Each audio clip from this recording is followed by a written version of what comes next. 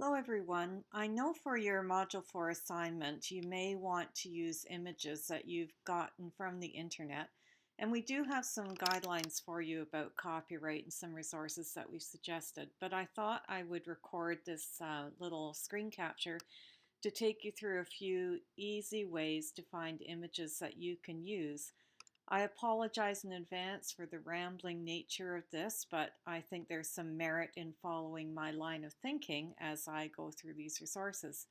As you can see, I've started with one of the suggested resources, and this is the Library Learning Commons website from the Waterloo Region District School Board, a page that I actually wrote myself. In any case, it's copyright explained. So there's really, it just goes through the page about what is copyright, how it's assigned, why it exists, and basically copyright exists to protect the rights of the creator of works, including images, but also to make the work of other people available for study and other uses. So currently in Canadian copyright law, the user's rights are expressed as fair dealing. And I want to just highlight this bit here, that fair dealing applies for research, private study, criticism, review, news reporting, education, satire, and parody. The education fair dealing exemption is new as of just over a year ago. So I'm going to go down the page a little bit because it does talk about what fair dealing is. For something to qualify as fair dealing, then it must be in the list of exemptions, and education is, and it must be deemed to be fair to the creator of the work. So a good example of something that wouldn't be fair is if you photocopied something to avoid the cost of purchasing it when it is freely available. So fair dealing for education. I do want to bring your attention to this booklet that I hope you've all seen, Copyright Matters, from the Canadian Ministers of Education Council. And you should all have a copy of that. All teachers in Ontario should have a copy of that, or it should be available in your school district. So I want to go now a little bit down to the bottom about expressions of copyright. So when something is copyrighted, and by the way, all creative works are automatically copyrighted, whether they're created by an adult, a child, or whatever, then all rights are reserved. And that means the creator and author or author returns all rights. The author has the right to grant permission. You must request permission unless it's for use under fair dealing. There is a new expression of copyright over the past decade where it's really because of the internet that it's so easy to share work, and there's lots of people who want to share their creative work, especially, I would say, images, but they want to be credited for the work. So you may have heard of Creative Commons licensing. A lot of people will apply Creative Commons licensing to their work to make it available, and there's different levels of Creative Commons, but mostly the main thing is that they want attribution. Okay, public domain. Okay, public domain is when a work is no longer under copyright. Typically, this happens 50 years after the death of the creator, unless the estate or agent of the deceased has extended the copyright registration. So if the work is by a really dead author, dead more than 50 years, then it's likely in the public domain. Likewise with photographs. However, I do want to remind you that there is still a responsibility of attribution under academic honesty. You would not expect your students to quote Shakespeare, for example, who's a really dead author, without saying who had written those words. So I don't want you to convince copyright and academic honesty. They're closely related, but there are some differences. I'm going to go now to, okay, so you want an image. How are you going to find an image? You can use any image under the education exemption if it's for educational purposes. The problem with media works is that they are often shared beyond our closed environment.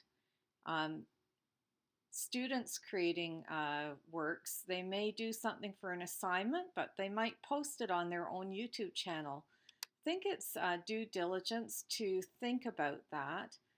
It's also, quite frankly, much easier if you're limiting your search to environments where images are posted that you are free to use. There are a number of links in the module to sources, but I wanted to show you something that you might find useful. Going to Creative Commons. The Creative Commons website, creativecommons.org, by the way, it does describe all of the different kinds of licenses here, the layers of licenses, and it tells you how you should cite those licenses. Let me see if I can find attributing a work properly. So if you're using an image that's licensed under Creative Commons, then it does tell you how they would like them cited. But I'm going to go back to the front page of Creative Commons. And I'd like you to pay attention to this button here, Explore, and it says Find Creative Commons Licensed Works. Well, this is a really cool search tool.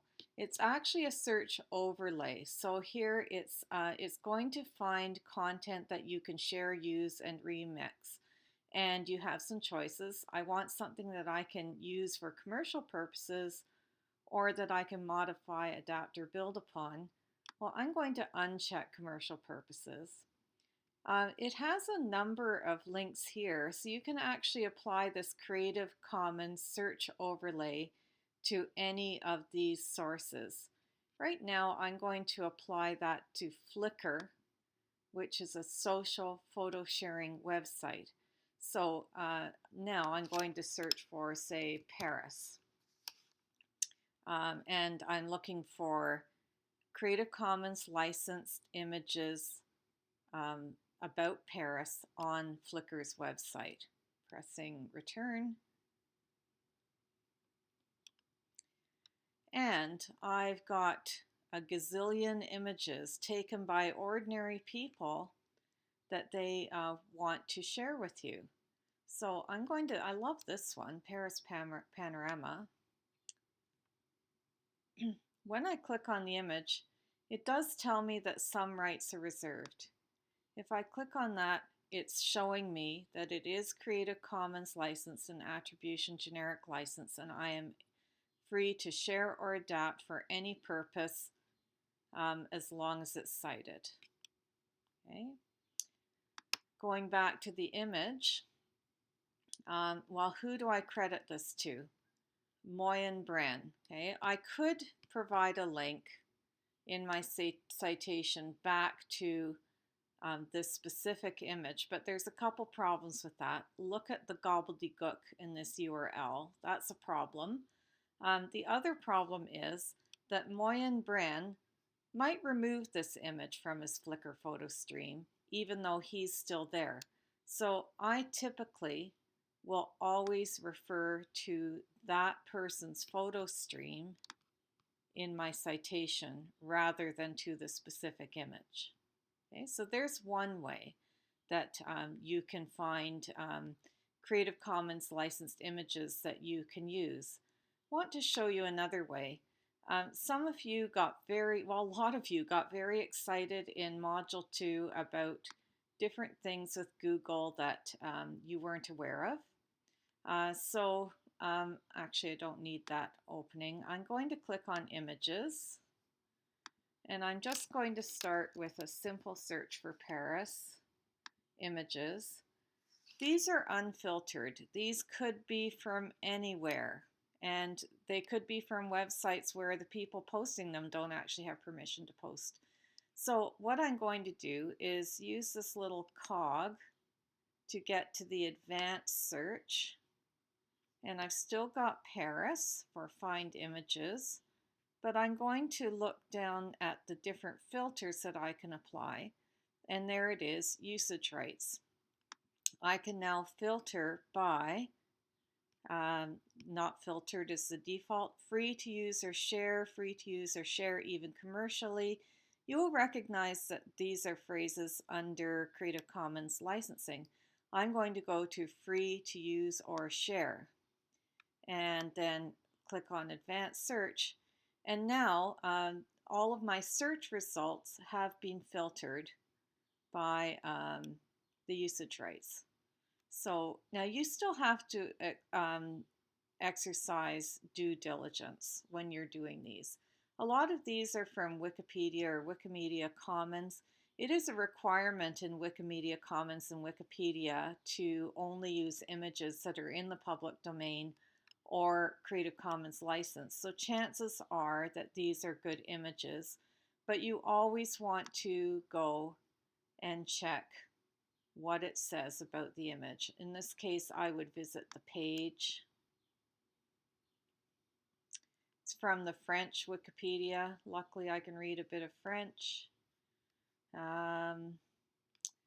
It was used in this article, I'm assuming. Well, I'm not getting very far. I might go back, pick another image. Let's see if I can do better.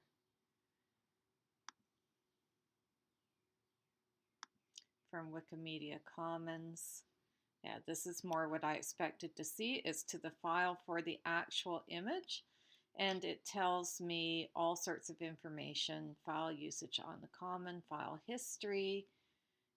It does explain the licensing right here. Yes, you are free to share, to remix, or adapt as long as you attribute under share alike license. I could show you sources for historical images that are in the public domain, but that maybe is perhaps left to another time. I do want to show you something back on the Waterloo Region District School Board Library Learning Commons website, library.wrdsb. If from the front page you click on Research and find Style Guides, you will find this page on informal citation. When you do a little movie, a book talk video, a commercial, a public service message or something, then perhaps you really don't need to use MLA or APA standards, which are really designed for academic papers. This page tells you ideas for informal citation, like in a blog post or in a slideshow or a video presentation, how to cite next to the image in an appropriate way, how to do a credit slide. And you see that all the time in movies and so on, is that you see images and sources of images credited in the credits that roll with the movie. So there it is, my little attempt at helping you with finding images that you can use and citing them appropriately. I hope that's useful for your assignment and beyond. Thank you.